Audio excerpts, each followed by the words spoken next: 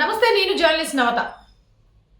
ప్రభుత్వ ఖజానాలో పైసలున్నాయి, మరి ఎందుకు పెన్షన్లు ఇవ్వట్లేదు, రైతు బంధు ఇవ్వట్లేదు, చాలా చోట్ల ఉద్యోగస్తులకు జీతాలు ఇవ్వట్లేదు? దీని మీద ఒక చర్చ నడుస్తుంది.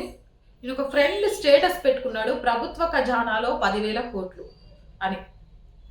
నిజంగా ఇది చదివిన తర్వాత దీనికి సంబంధించి కొన్ని విషయాలను మీతో షేర్ చేసుకోవాలనిపించి, వాస్తవాలను మాట్లాడుకోవాలనిపించి ఈ వీడియో చేస్తున్నాను. ఒక్కసారి అసలు దీనికి సంబంధించి వచ్చిన ఆర్టికల్ ఏంటి అనేది చూద్దాం. గత ప్రభుత్వం రైతు బంధు కోసం జమ చేసింది 7,700 కోట్లు.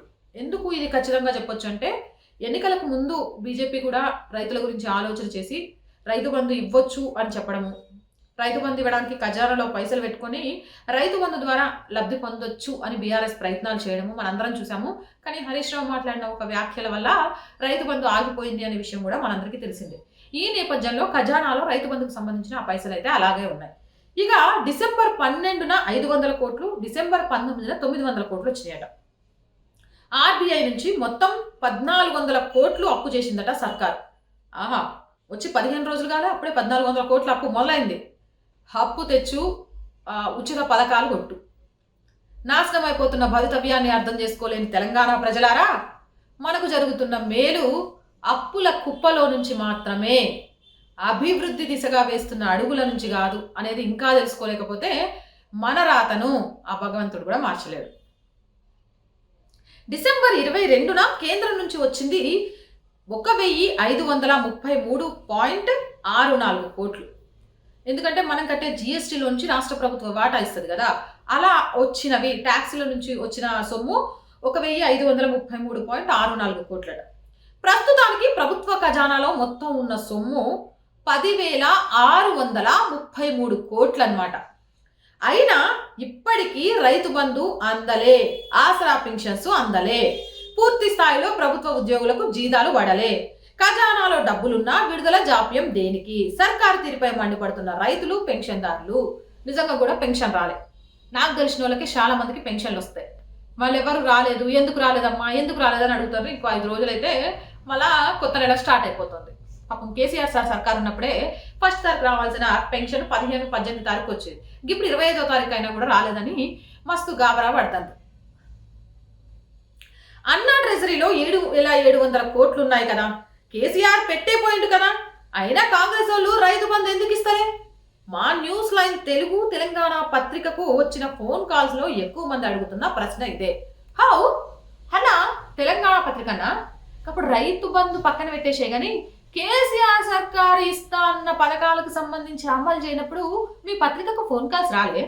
అట్లని కాదు, 7,700 కోట్లు కేసీఆర్ సార్ పెట్టిండు, ఆయనకి కాంగ్రెస్ వాళ్ళకి ఏమొచ్చింది, మాకు రైతు బంధు ఇస్తలేదని పాపం నీ పత్రికకు ఫోన్ చేసి మొరబెట్టుకున్న వాళ్ళు బీసీ బంధు ఇస్తానని అప్లికేషన్లకు డబ్బులు తీసుకుంటుంది, దళిత బంధు ఇస్తానని దగా చేస్తుంటుంది, ఇక రైతుల భవిష్యత్తు బాగు చేస్తామని చెప్తుంది, స్కాలర్షిప్ల గురించి ఊసేలేకపాయా, ఫీజు రియంబర్స్మెంట్లు ఇయ్యకపాయా, ఇక నిరుద్యోగుల గోసపుచ్చుకొని అని ఎప్పుడు నీ పత్రికకు కాల్ చేయలేదా?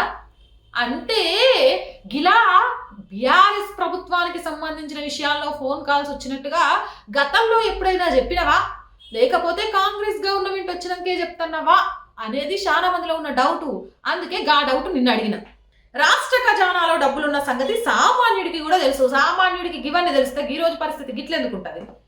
అంతేకాదు, నిన్నగాక మొన్న అప్పులపై కొర్రీలు పెట్టి యావత్ ప్రపంచం ముందు తెలంగాణను చిన్నబోయేలా చేసింది ఈ సర్కార్.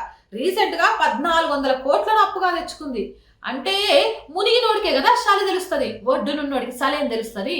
పాపం అప్పుడు కేసీఆర్ అప్పులు చేస్తుంటే, ఇగో అప్పులు చేసి రాష్ట్రాన్ని నడిపిస్తున్నావు, ఏ ముఖ్యమంత్రివయ్యా, తెలంగాణ తీసుకొచ్చి ఏం చేసినావు నువ్వు, తెలంగాణ ప్రజలు గోసపుచ్చుకుంటున్నావు అన్న కాంగ్రెస్ కి ఈ రోజు అప్పు చేయకపోతే రాష్ట్రాన్ని నడిపించే పరిస్థితి లేదు, ఉచితాలను ప్రజలకు అందిస్తే స్థితి లేదు అనే విషయం మునిగిన తర్వాత తెలుస్తున్నట్టుంది.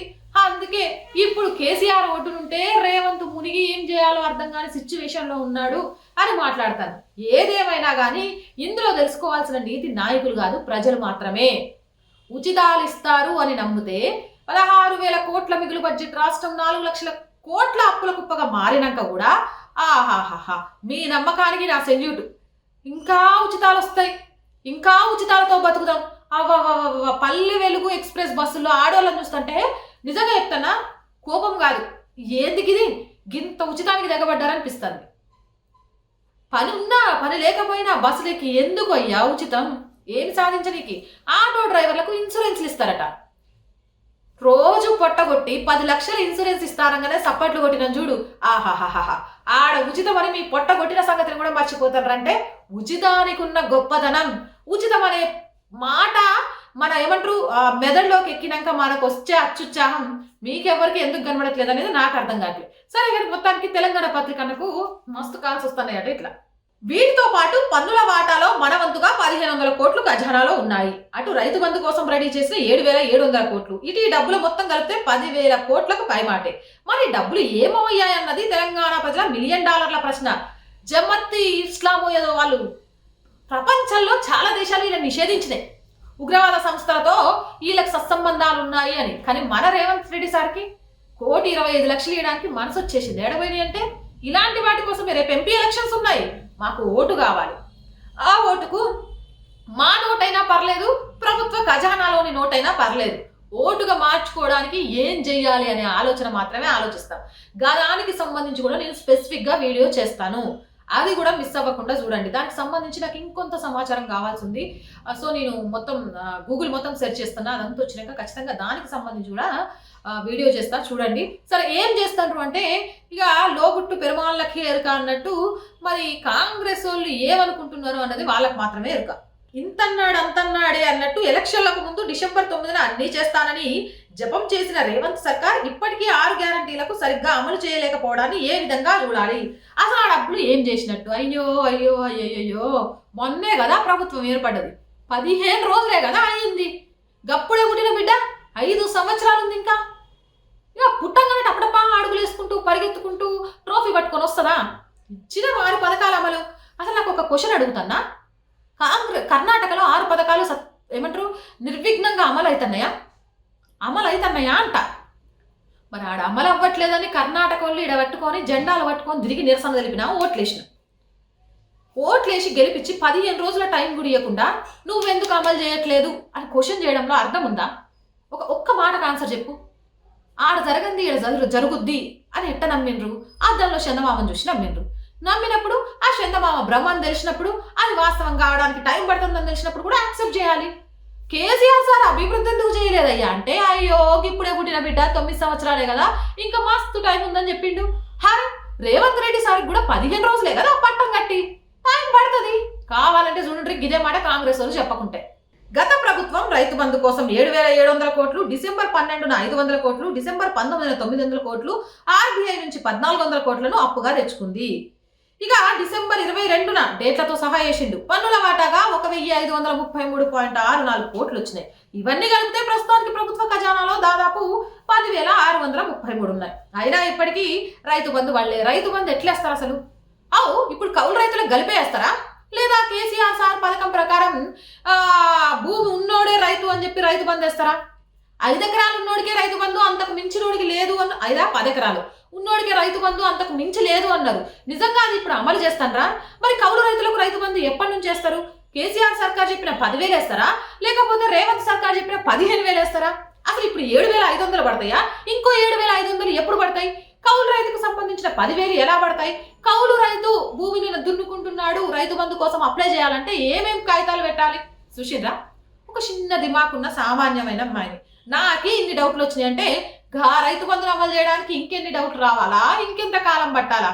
సుధా ముందుంది ముసళ్ళ పండగ. ఆసరా పెన్షన్లు అందలేదు. 4 ఏళ్ళు వస్తాయి పెన్షన్ కాంగ్రెస్ వచ్చిందంటే. 2 ఏళ్ళది ఏముంది, 6 ఏళ్ళు వస్తాయి పెన్షన్. 2 ఏళ్ళు లేవు, 4 ఏళ్ళు లేవు. 200 ఇచ్చినా అప్పుడు ఎన్టీఆర్ ప్రభుత్వం అప్పుడున్న పరిస్థితులకు అప్పుడున్న రేట్లకు ఖుషీగా బతికిండ్రు.